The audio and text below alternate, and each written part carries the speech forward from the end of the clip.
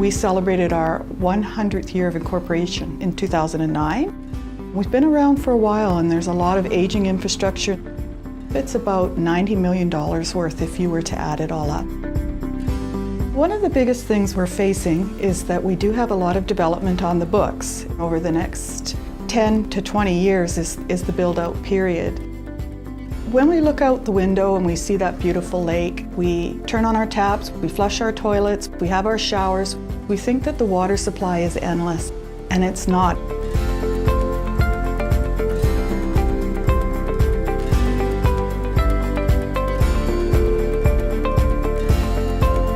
This water actually comes out of here, gets treated, and then goes into the Trepanier system, which is our drinking water.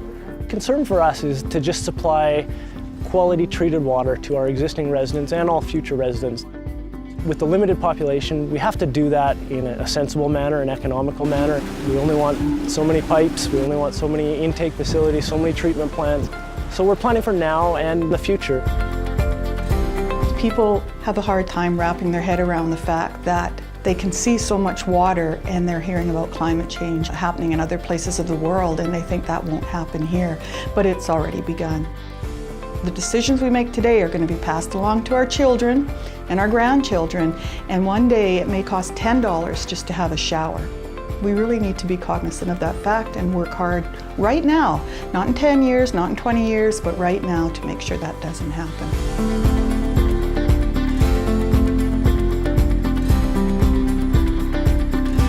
Water is the beating heart of the Okanagan.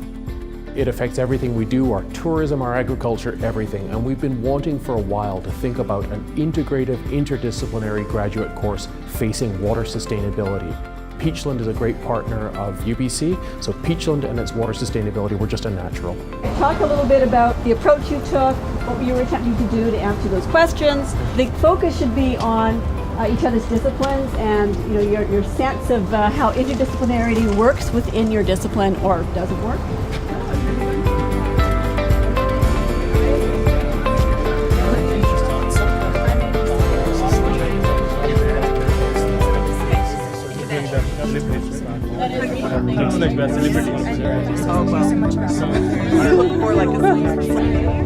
Anytime we can get new perspectives, new creative solutions to long-standing problems, anytime we can have other people help us to look at things from a different perspective, I think we get much more holistic answers to our questions. We are so happy that the university and their students bring that youthfulness, that new perspective is just priceless. Peachland faces a pretty special challenge around its water sustainability. It's a kind of challenge that we sometimes call a wicked problem. It's wicked because it has a lot of dimensions that are interacting. There's the Brenda Mines tailing pond, which has some treated water in it. There are First Nations land claims scoping over Peachland. There's a possible bypass. So when we think about what we're managing in Peachland, there are a lot of variables. It's very complex. Infrastructure, is the foundation for them to be able to deliver those services. Roads, water, sewer, buildings, think about police services, garbage collection, all those things. They're all interplayed here together, along with water.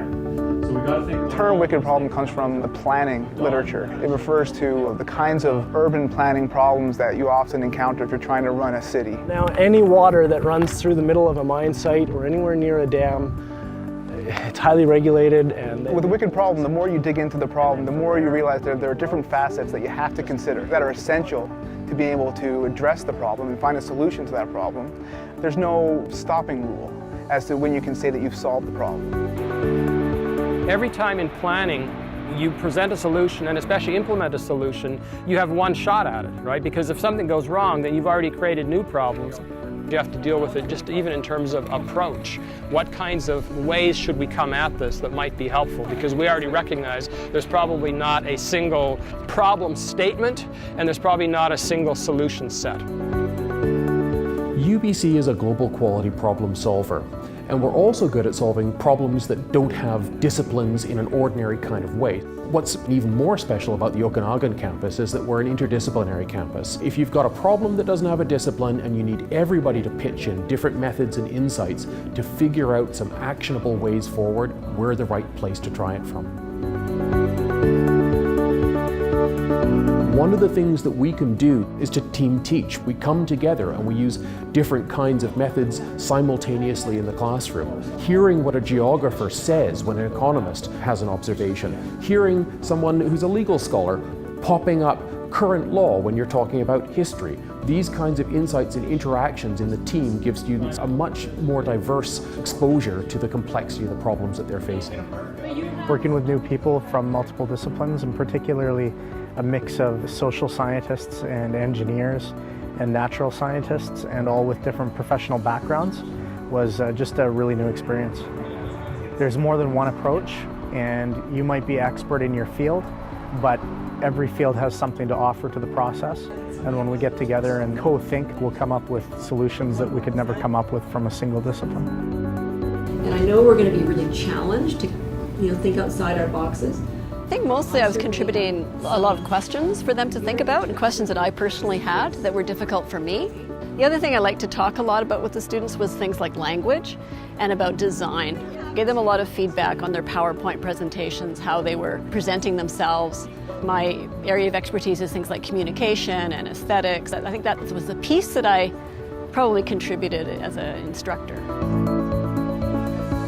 I'm coming at this from the perspective of the civil engineer who's providing the services as far as water supply, and also who's evaluating the availability of the water and also some of the demand side.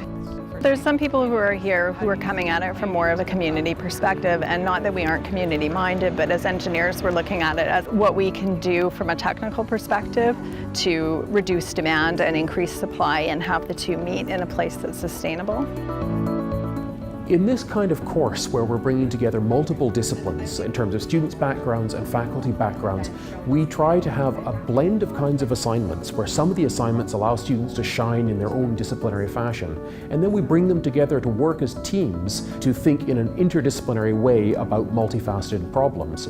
The economists learn, for example, that you can't just go for the lowest cost. Some of the time there are regulations that mean the engineers have to design in a particular way, and it works the other way as well. The engineers start to realize that they have to design and implement solutions within particular cost constraints.